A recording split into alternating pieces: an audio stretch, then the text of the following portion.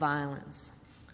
Violence that has no place in the state of Georgia or in the United States of America.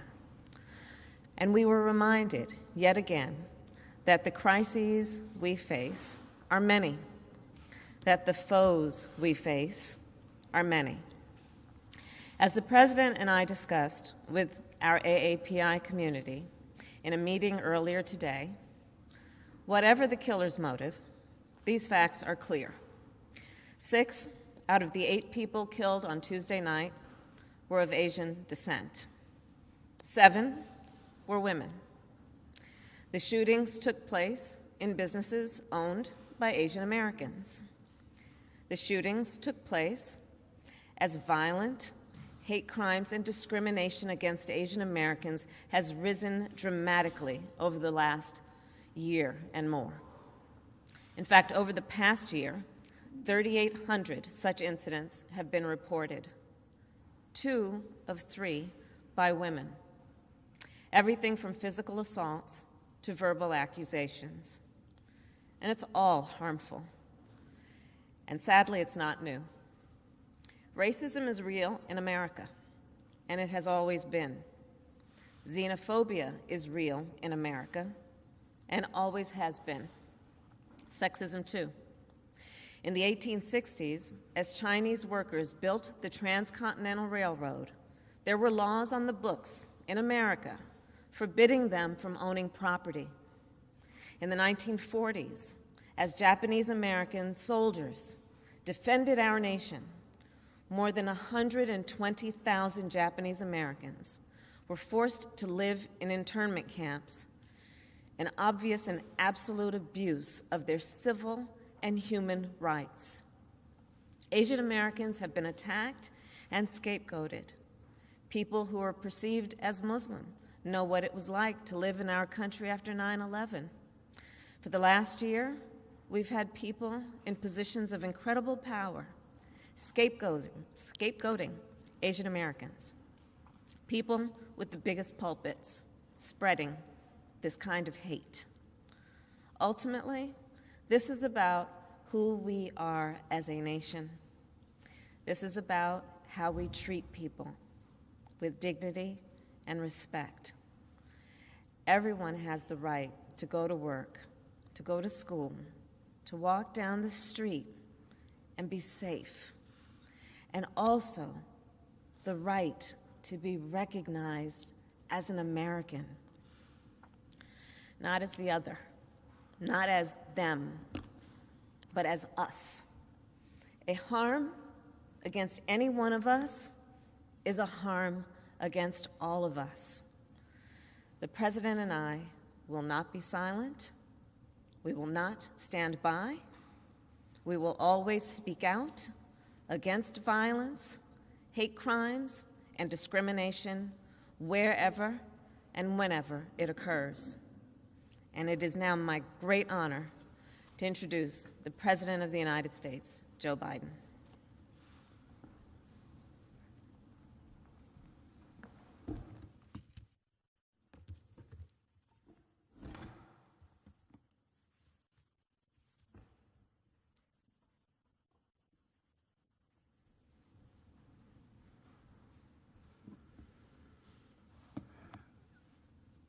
Thank you, and good afternoon.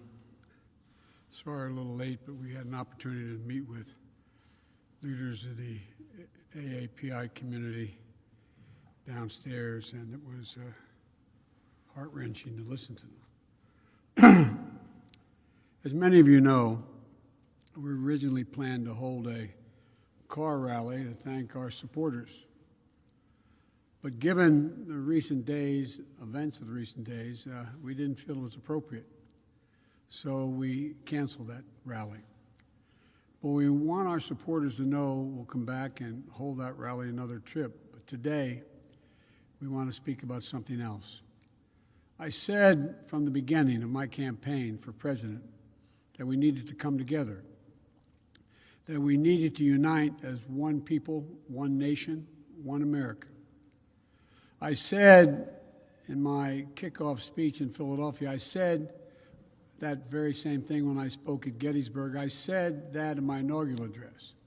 And I believe with every fiber on my being, there are simply some core values and beliefs that should bring us together as Americans.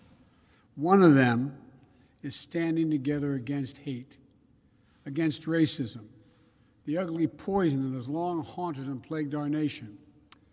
The Vice President and I, as I said, met a little bit earlier, just before this, with leaders from the Asian American community here in Georgia. We talked about Tuesday's mass shooting, about another example of public health crisis of gun violence in this country. 8 people killed, 7 women, 6 were of Asian descent. All fellow Americans, each one of them we mourn.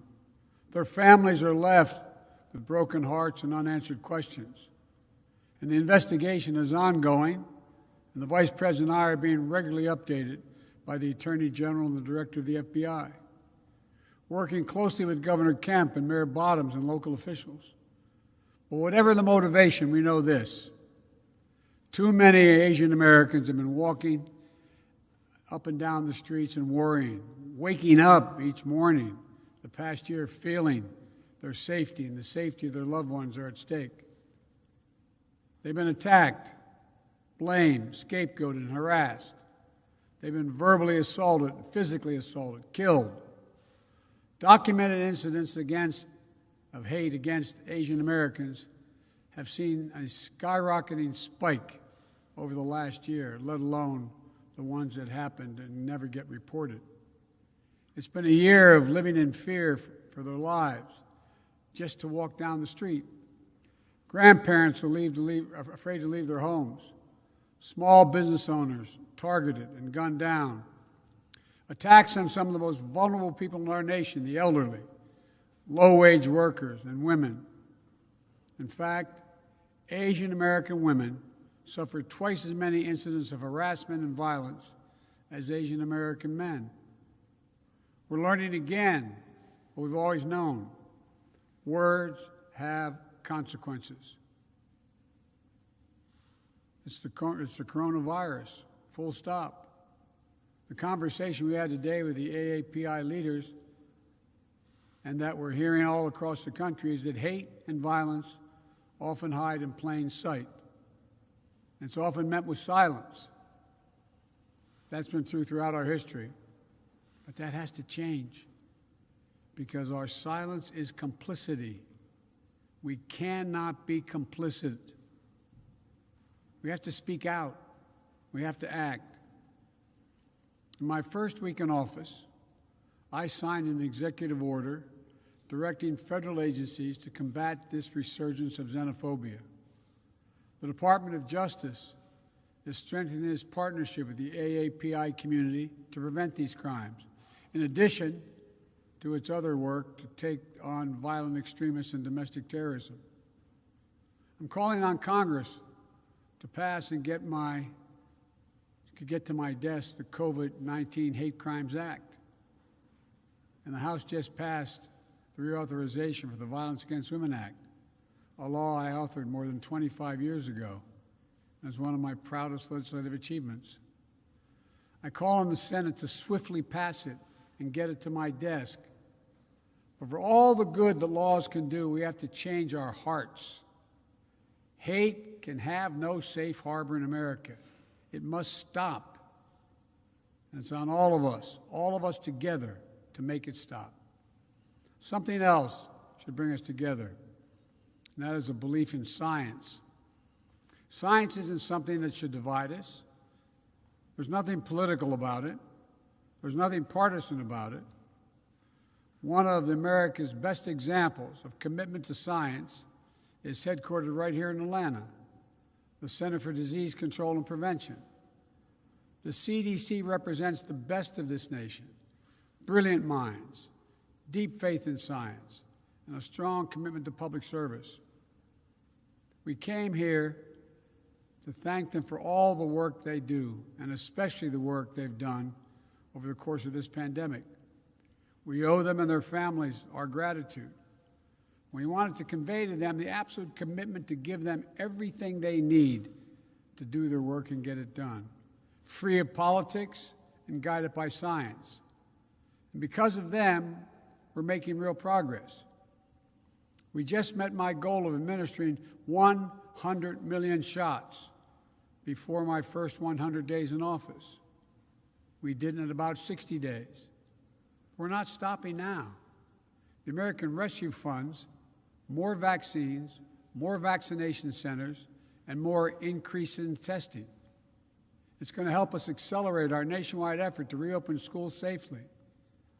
Last week, I directed all states, tribes, and territories to make all adults eligible to be vaccinated no later than May 1. But while this is a time of optimism, it's not a time for relaxation.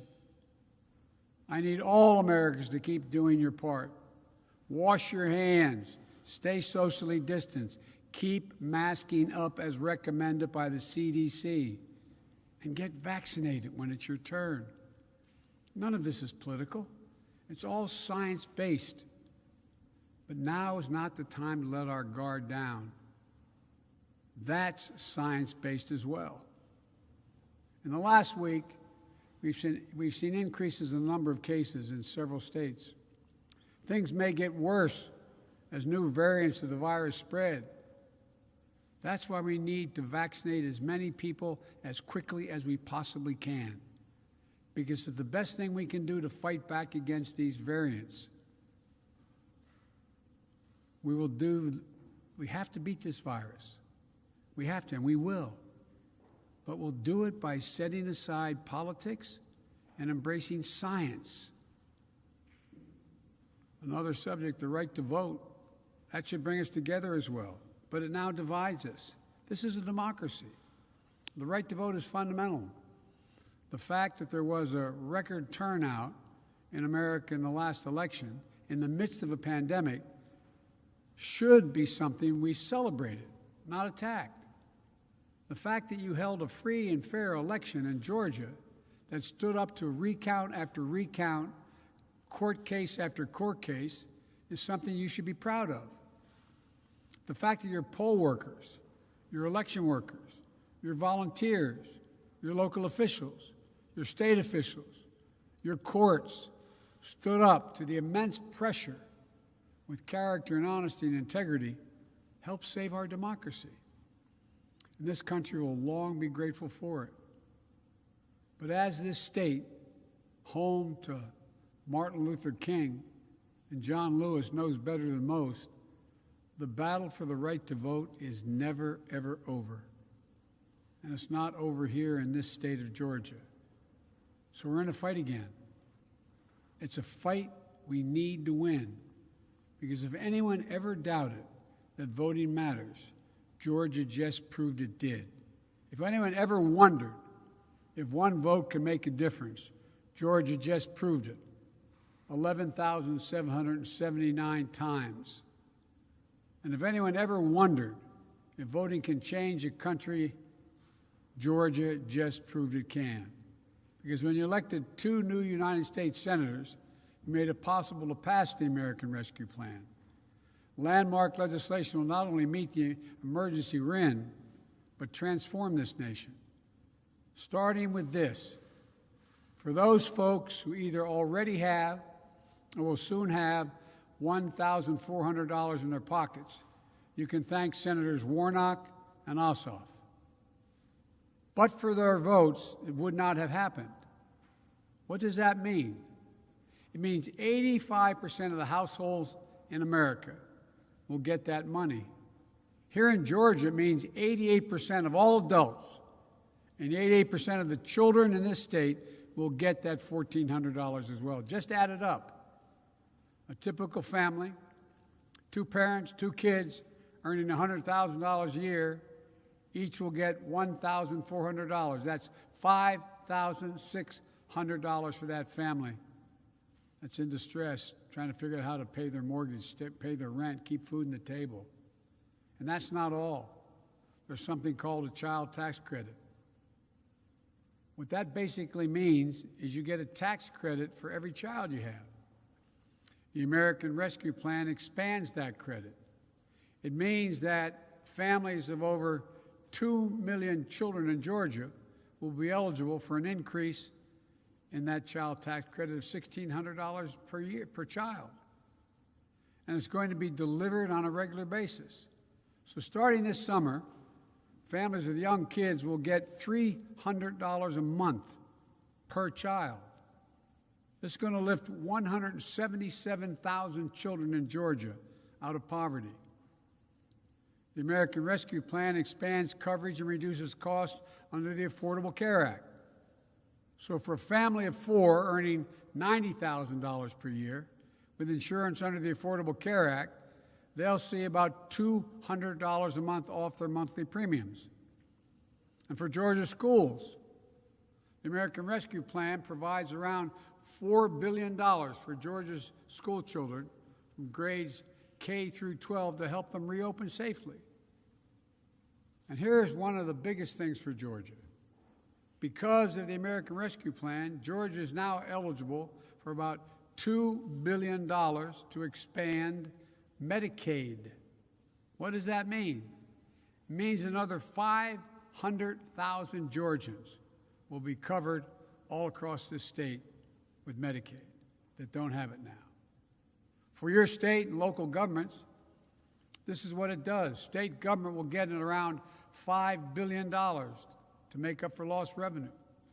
Local governments will get around $3.5 billion. That's going to make it possible to keep a lot of police officers, firefighters, teachers, and other first responders on the job. And here's one final thing the American Rescue Plan does. For the first time in a long time, it puts working families, the middle class, people who built this country first, not last. 66% of the tax breaks in this plan go to folks making $90,000 or less a year. And how much for the top 1%, where 83% of all the tax cut, there was the last president's tax cut? Zero. Top 1% get zero. But the American Rescue Plan isn't only about putting money in the pockets, people's pockets. It also will create and spur economic growth in America. That's why major economists, left, right, and center, support this plan.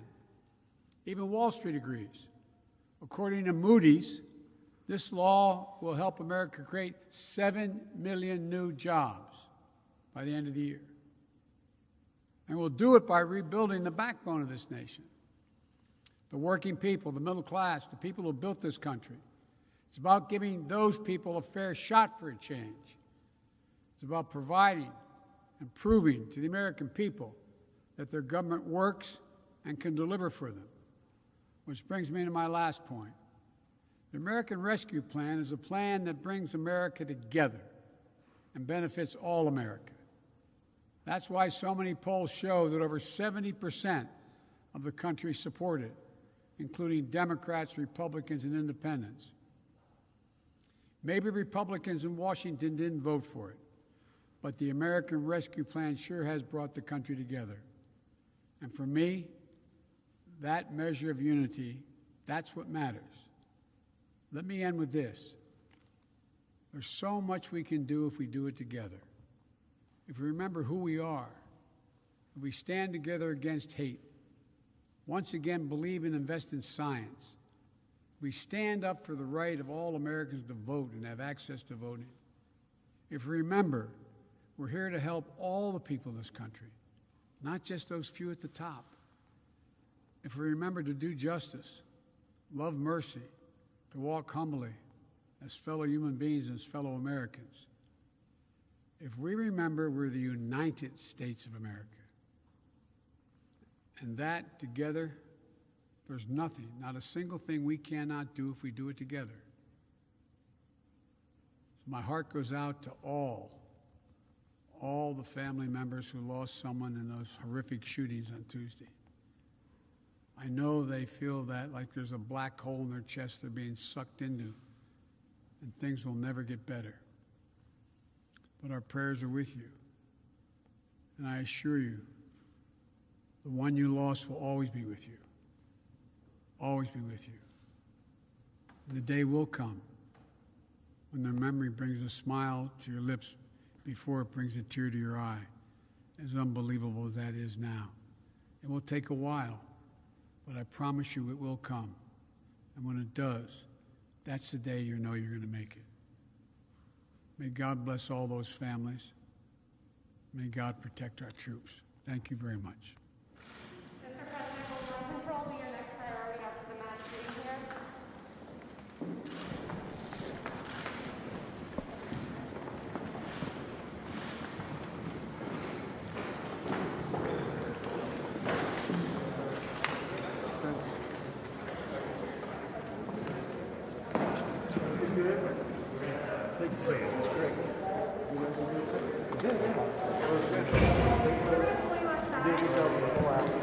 You liked it? That was